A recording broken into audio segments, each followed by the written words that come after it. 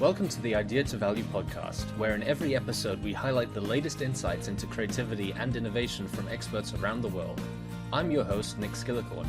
I care about the evidence behind what makes ideas happen, and I've already helped thousands of people just like you through my unique insights into recent scientific findings of how creativity works. I also show you how to turbocharge innovation programs so they finally deliver on the value and ideas you've been struggling to execute. Get your free training on how creativity can be improved by registering now at www.ideatovalue.com. Now let's get on with today's episode. Hello everyone, and welcome to another episode of the Idea to Value podcast. I'm thrilled to have Duncan Wardle with me today, who's the former head of innovation and creativity at Disney. Duncan, it's wonderful having you with us today. Well, I'm thrilled to be here, and I tell you why, because I'm sitting right in front of the Sydney Opera House as we speak during the vivid 2 weeks that I guess you have here, and watching this building projection on one of the world's most iconic buildings. But, of course, I'm a Disney guy, and I'm sitting there going, where's the music? But it's phenomenal. It's absolutely amazing. It is a beautiful showcase, yeah. So, Duncan, can you give us a little bit of a background as to what exactly it means to be the head of innovation and creativity at Disney, of all companies? Well, I started as a coffee boy in the London office, making cappuccinos.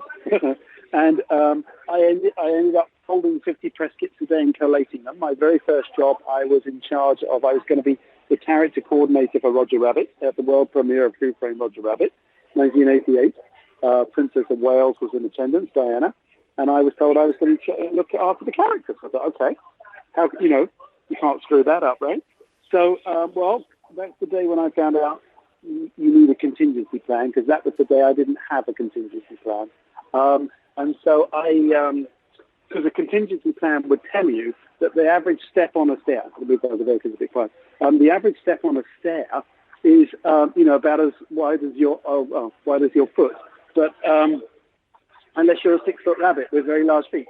And so Roger Rabbit came bouncing down the stairs of the Odeon Leicester Square, and with about 6 steps to go, he took off as he tripped over his own feet, started flying through the air directly towards the head of the Princess of Wales, when 2 Royal Protection Officers took him out in midair with guns drawn. Well, that photograph went around the world. And I thought, shit, I'm fired on my third day of the job. And I didn't go into work the next day. And I got a call from the head of marketing saying, where are you? And I said, I'm at home. I assumed I was fired. He goes, no, this is exactly the sort of publicity we wanted for Roger Rabbit. And I thought, wow, I could do this for a living.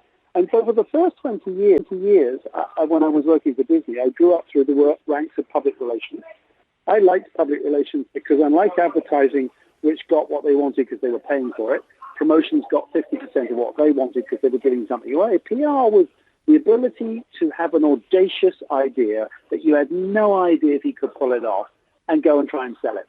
And for 20 years, that's what I did. I actually sent my sons, you can Google this, Buzz Lightyear's dream, as you know, was to fly. He couldn't because it was a toy. And so I thought, what if we could make Buzz Lightyear's dream come true? I cut a deal with NASA, and I actually ended up sending my son, Buzz Lightyear, into space on Space Shuttle Discovery. He stayed on the International Space Station for 18 months, single serving astronaut in space, and he's now in the Air and Space Museum in Washington, D.C. And after after Sydney, now it wasn't after Sydney, I think it was after Athens, and Olympic-sized swimming pool for Michael Phelps to swim straight down Main Street, USA. I got to work with the White House on a couple of big events. I did a Super Bowl. So basically, I was like a kid in a candy store. And 10 years ago, I got a call from our chairman who said, look, you're the guy with all the big ideas that actually gets them done. I'm moving you out of PR. You're going to be in charge of innovation and creativity. To which my exact response was, well, what the hell is that? And he said, well, I don't know. Go figure it out. I said, wow, thanks for the direction. So the first thing we did, we surveyed 5,000 people at Pixar, Lucasfilms, Marvel, Disney Parks, Imagineering, ABC, etc. And we asked them, what were the barriers to being more innovative and creative inside a big corporate structure? And the top 5 we found, one of which was by far and away the top number 1, was time to think, or lack thereof. And we both know that if I look at your calendar or any of your listeners' calendars for next week, pick a given day, look at the day, and it looks like the barcode on the pack of the cereal. It's completely full, and we hear ourselves say, I don't have time to think. Still considered the number 1 barrier to innovation, and we still fill our diaries every day. Number two, consumer insight was being underused. We were still a very product-centric, we build it, they will come organization. And for the last 100 years, from Wall Street being born in 1920, we build it, they will come work. And in the next decade, I will tell you, everything that everybody's done for the last 100 years will stop working in the next decade, and I'll tell you why I think that is coming up. Number three was ideas got stuck, diluted, or killed as they moved through the process. Number four was we all had a different definition of innovation, so we all had a different language. And the last one was we were risk-averse. There's quarterly results to me. Well, let me tell you, and I want to attack what I think will happen in the next decade. So that was, first of all, we did that survey. And then we tried four models. Model number one, I hired somebody else because I didn't know what I was doing, so I hired IDEO, the gurus of innovation. And they came in, they ran a project, and then they left. And I thought, gosh, what have we learned about how they do what they do? Well, of course, we haven't. It wasn't in their interest to tell us how they do what they do, or you wouldn't hire them again. So then we thought, okay, let's create an innovation department. Well, that can act as a catalyst for change, but it also sends a subliminal message to the rest of the organization. Hey, you're off the hook. You don't have to innovate because we've got an innovation department. Model number three, we created an accelerator program, which worked to a certain extent because it enabled us to get products and services to market much quicker than you would normally get products or services to market. But when you had an honest conversation with yourself about how do we actually change our culture? Have we embedded the sort of innovation into everybody's DNA? The answer was, of course, we haven't, because what we haven't done, and I think this is the gap in the market. You have all the CEOs standing there, particularly the legacy brands, who realize innovation isn't about being trendy anymore. It's about survival for most of the legacy brands, and it's about survival because they haven't changed the way they've done business since 1920. And so what I set about doing was that everybody's telling everybody to be innovative and take risks and to think, take smart risks and to think differently, but nobody's telling anybody how to do it. So all I've done is taken the best of what I've learned from my years at Disney, Pixar, Lucasfilm, working with companies like IDEO and Apple, and taken a design thinking model and dumbed it down so I could understand it. And all I've done is made innovation easy, creativity tangible, and made the process fun. And people balk at the word fun because they think, oh, then it's not driving business. Of course it's driving business results. But here's the thing. You can't change. Everybody talks about culture change. You can't change a culture unless you create a toolkit that Fred and Sally, people who've worked for you for a year or 10 years, want to use when you're not around. And that's what I've done. And I'll tell you for why. And this is what I'm so excited about the next decade, because it'll be the most exciting and the most terrifying decade of our lives because of the level of disruption that's coming. Really from 1920 to 2010, we build it, they will come. Coke made soft drinks, Ford built cars, Disney made theme parks. And that worked for 90 years. Guess what? Not going to work for the next 10 years. And if companies continue the same way, here's their challenges. They're run by 55-year-old white men who remember the good old days of we build it, they will come, and have a really hard time trying to be consumer-centric. And it's extremely important that they do, and I'll give you a specific example in just a moment of why they need to move from product-centric to consumer-centric. We've got artificial intelligence coming in. It's scheduled to take away 10% of the workforce in most countries. You've got legacy brands trying to move from a product-centric to a consumer-centric approach. And then you've got Generation Z. This is the generation who care more about purpose than profit. And if you continue to care more about your quarterly results than your purpose, they will see you gone in less than a decade, and I don't care how big your brand is. And I'll give you a tangible example of why this is important.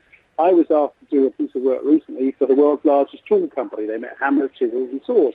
So I went down to a DIY store, and I watched their consumers at that moment of purchase, that decision-making moment. I went back to speak to this tool company, and I said, hey, this generation, Generation Z, they don't care about your brand. They don't even know who you are, even though you're the world's leading brand. And they don't care. They don't care about your product, the hammer, the chisel, or the saw. They're not even talking about the price point. What they're talking about is what's important to them. We're going to build our dream bathroom, our dream living room, our dream house. I said, your purpose, if you choose to create one, is you could be the brand who helps people build their dreams. Now, if you're the brand who helps people build their dreams, what other lines of business could you get into? And what other industries could you get into and eventually get out of the tool industry? And they looked at me like I was mad because their definition of innovation isn't. It's iteration. We're going to expand into Mexico and India because there's a growing middle class, and we'll be able to tap that. No, you won't, because India, just as it bypassed computers and went straight to mobile phones, they're going to go straight past the tool industry and straight to 3D printing. So think about it. Amazon spent billions of dollars on shipping last year. So it's in their interest that we have 3D printers in our houses. Think of the money they'll save on production, storage, and shipping. If I can print pretty much anything I want, look, we didn't have touchscreen technology 11 years ago, right? So I put it to you that 30% of what you buy on Amazon today, you'll be able to print at home 10 or 15 years from today. The chair, the table. Now, the table, if it's a big table, you have to go to your local printer. But here's the thing. If you can print anything you want on demand 10 to 15 years from today, what will you use a hammer, a chisel, or a saw for? No, they'll be in a museum. But because they're maniacally focused on iterating in their quarterly results, they can't see what's coming. So back to your Disney question and a couple of examples. I'll give you a couple. The first one was this, and it goes back to being consumer-centric, not product-centric. In 2011, we had a choice. We could have said, how might we make more money? That's the question that surely everybody asks themselves every day. But if we said, how might we make more money, we'd have put the gate price at Walt Disney World up by 3%. Everybody would have grumbled. People would have still come, and we'd have made 3% profit margin. That's called iteration. That is not innovation. Innovation is doing something you've never done before. So instead of asking how might we make more money, we asked the question, how might we solve the biggest consumer pain points? Now, have you been to a Disney park along the way?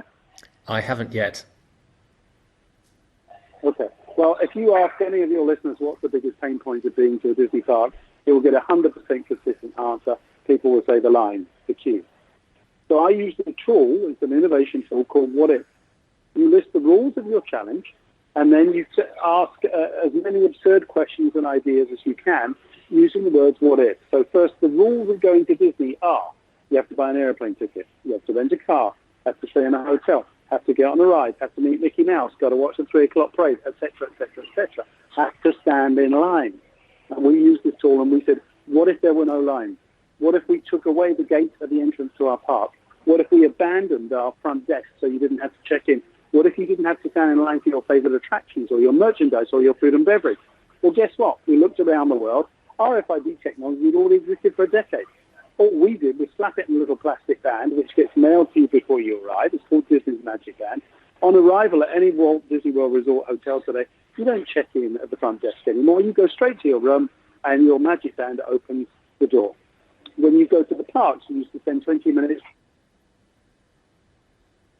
You've got your reservations for your favorite attractions and character meet and greet on your Disney Magic Band. You swipe and go. You want an item of merchandise once, you touch it, it goes to your house.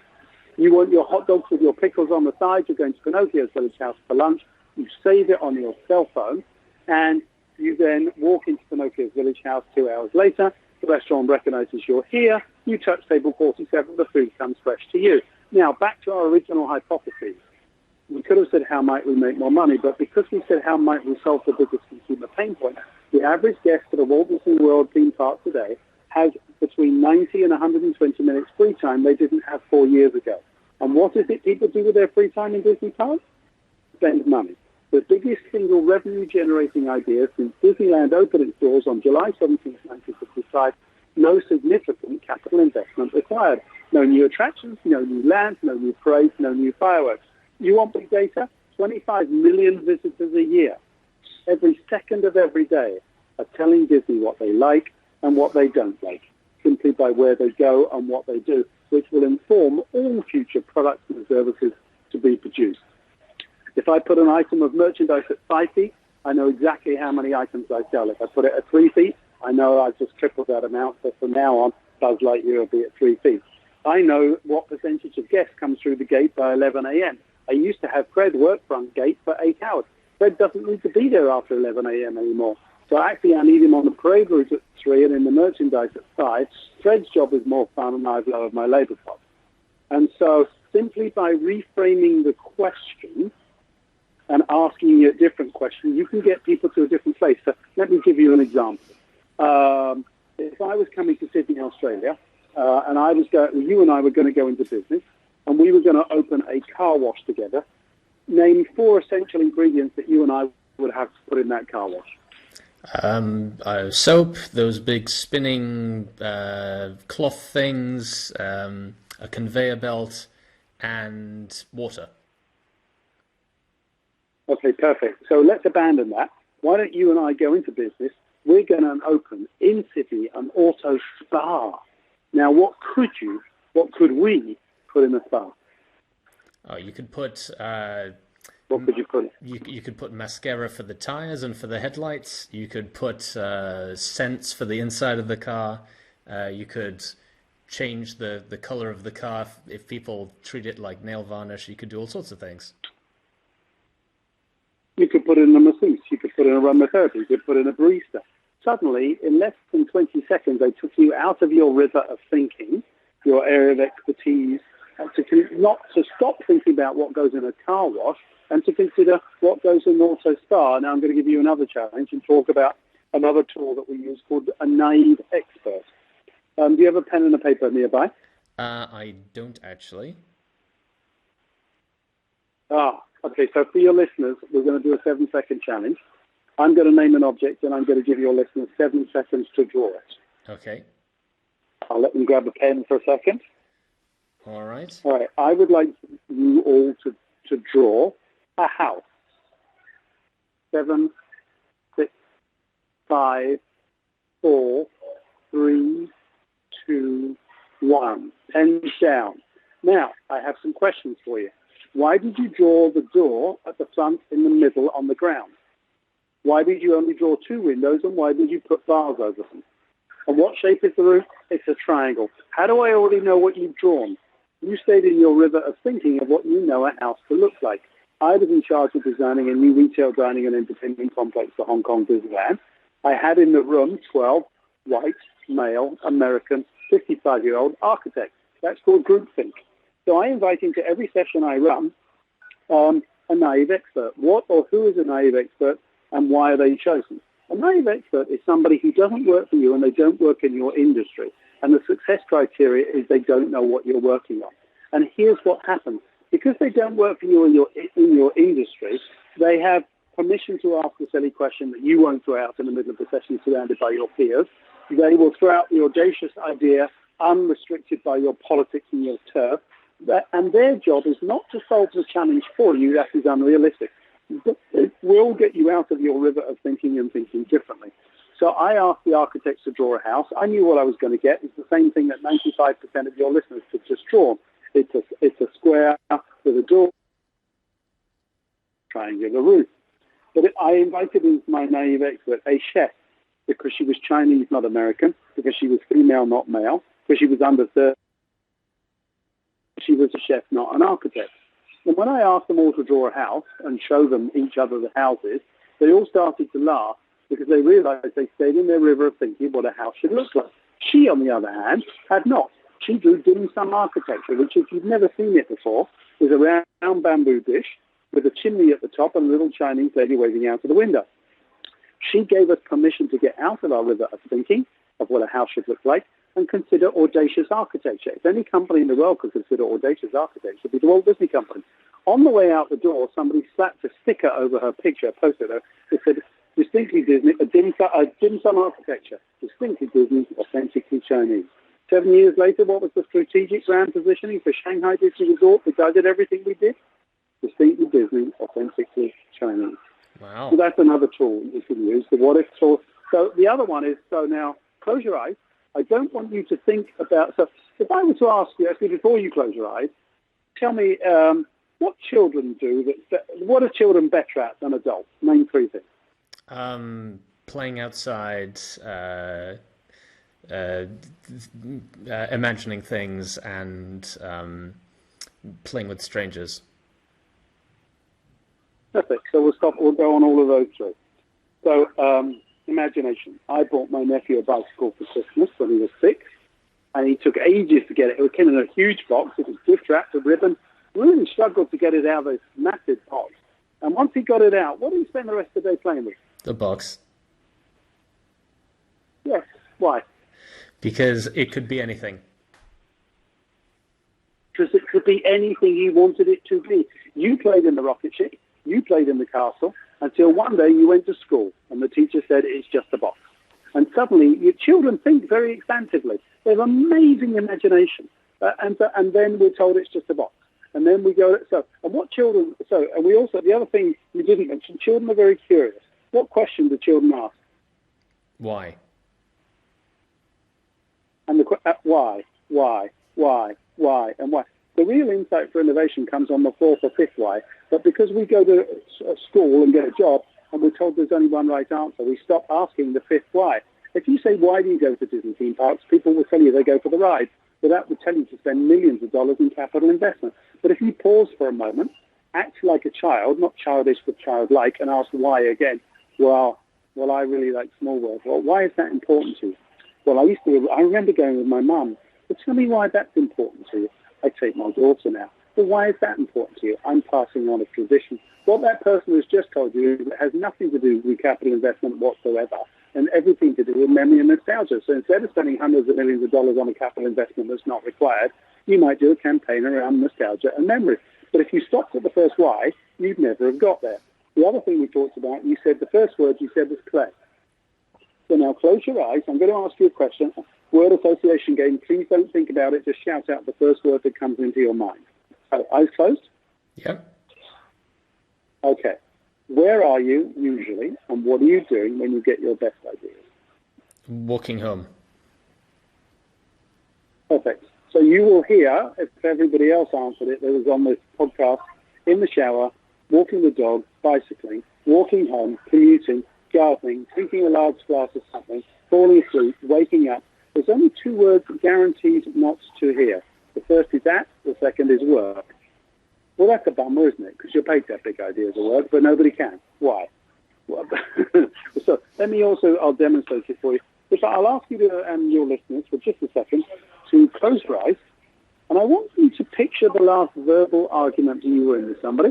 But you don't have to tell anybody about it. I'll give you 5 seconds to just picture that last verbal argument.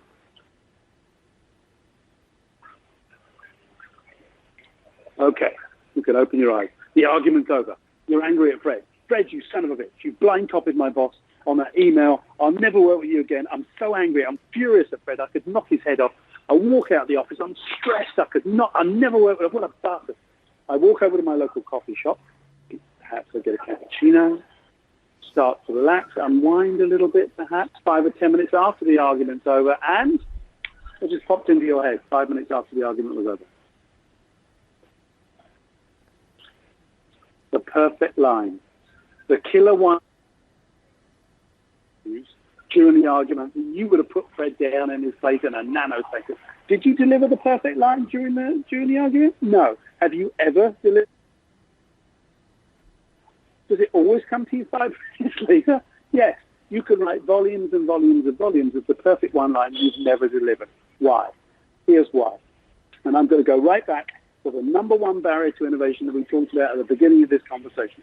When you're in an argument, your brain is very busy defending itself. When you're in the office, you're doing emails, you're doing presentations, you're talking to somebody, you're scheduling, and you hear yourself say, I don't have time to think. And when you don't have time to think, but the moment you gave yourself time to think, you stepped in the shower, you commuted, you walked the dog, you came up with that killer one-liner, or you came up with a big idea. But in the office, we don't give ourselves time to think, we're not playful, and we can't do it. So how do you do it? Here's how your brain works. Your brain works in 4 brain states during the day. Most of us live in busy beta. There is, in fact, a door. It's called the reticular activating system, but we'll call it a door that lives between your conscious and subconscious brain. And most of the day it's closed. And you can only access, you're only working with 13% of your brain, your conscious brain. But 87% of your brain is subconscious. All that unrelated stimulus back there, waiting to solve challenges for you. But you can't access it when the door is closed. So all I would do is I run a fun exercise at the beginning of the session.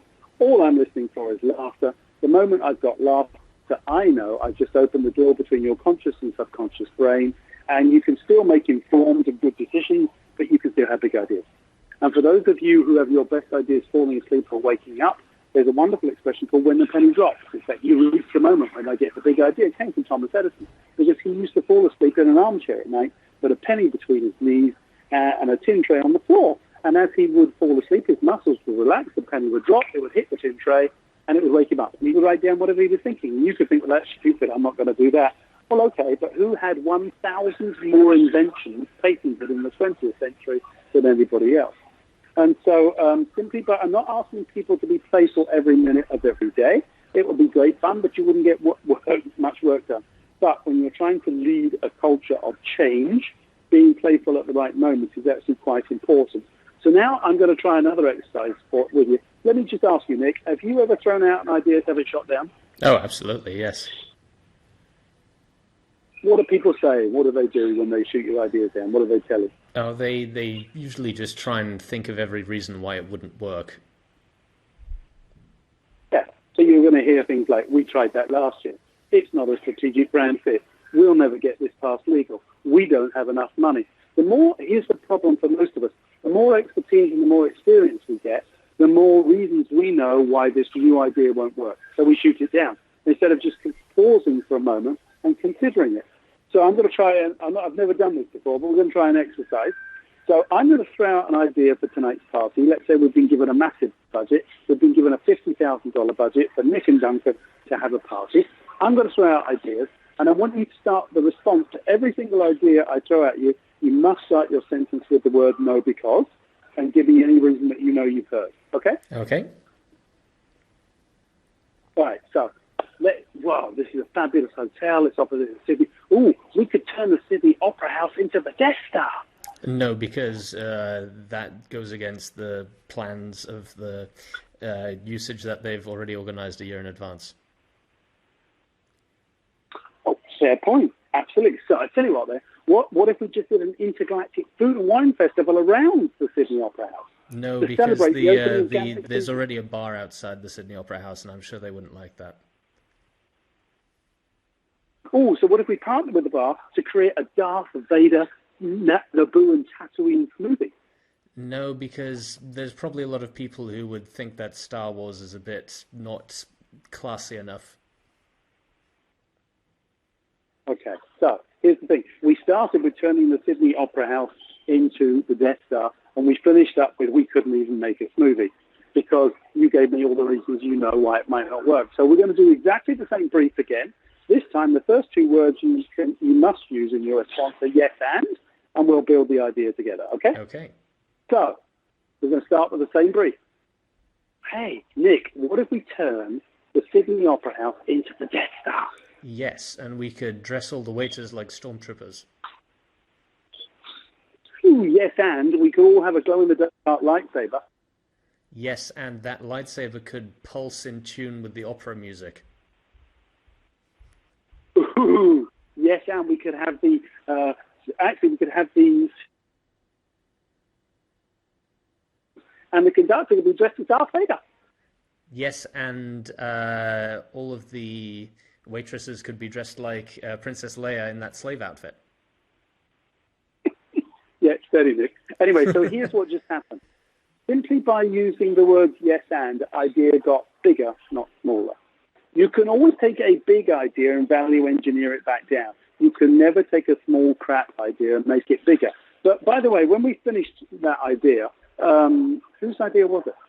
Oh, well, I think we both contributed to it. Ours.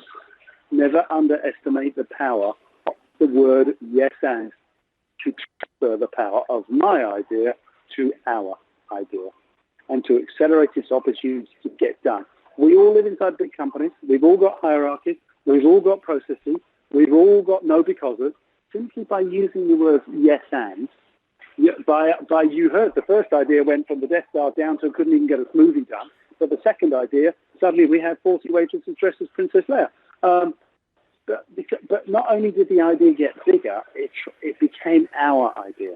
And when you're trying to sell ideas into clients and into bosses, simply by using yes and, which actually comes from the word of improv, and reminding them that we're not green lighting this project for execution, we are merely greenhousing it together today, and I would like you to use the word yes and, you'll find even the world's biggest reductionist will actually think expansionistically with you. And it's a very useful tool to use. I mean, I've used that tool myself very frequently. I used to do improv as well, so I know quite how powerful yes and is. And I realize that we're coming up to the end of the interview, but I wanted to, yes, and I wanted to finish it on a high note, taking it back to Disney and taking it into the realm of innovation and creativity. We've talked a lot about how you get the ideas and really work on that initial ideation phase today. But taking it back to what you were talking about previously, which is Thomas Edison, there's a famous quote from him that says success is 1% inspiration and 99% perspiration. So I wanted to find out from your experience working with some of the most creative people in the world for decades at Disney, do those super creative people also sometimes hit roadblocks executing on their ideas after they've initially had the great idea? Do they ever have to do what the mere mortals like us do, which is see that an idea might need to change in the future, and how do they react to that? So, Henry Ford, whether or not you think you can or think you can't, you're probably right. When I decided I was going to send Buzz Lightyear into space on a space shuttle, do you think I'd had a conversation with NASA? No. Do you think people got in the way? Yes. Did I pay a penny to send Buzz into space? No. Perseverance. As Churchill once said, if you're going through hell, keep going. If you believe in something passionately, if you believe you can do it, Walt Disney, and this will be the perfect way to finish the interview, if you can dream it, you can do it. Duncan, it's been wonderful speaking with you today. If people want to find out more about you, your thoughts, your insights, and the sort of work that you do, what's the best way that they should go about finding out more? DuncanWardle.com will probably be the easiest place to go. Fantastic. I'll make sure to get that link down in the description below. It's been wonderful speaking with you today, and I look forward to speaking again with you soon. Thank you. Thank you so much for listening. If you liked it, please like, share, and subscribe, and leave me a comment about what you thought and what you'd like to see more about. If you want to take your creativity and innovation capabilities to the next level, then invest in yourself with the premium training only available at ideatovalue.com. These exclusive training modules have all been put together by me, Nick Skillicorn, and have been used by thousands of artists, innovation leaders, and CEOs to become better at understanding the source of their creativity and executing on their innovation ambitions. And there is no risk to you, as they are backed by our money-back guarantee. Now, don't forget to go out there and make your ideas a reality. See you again soon.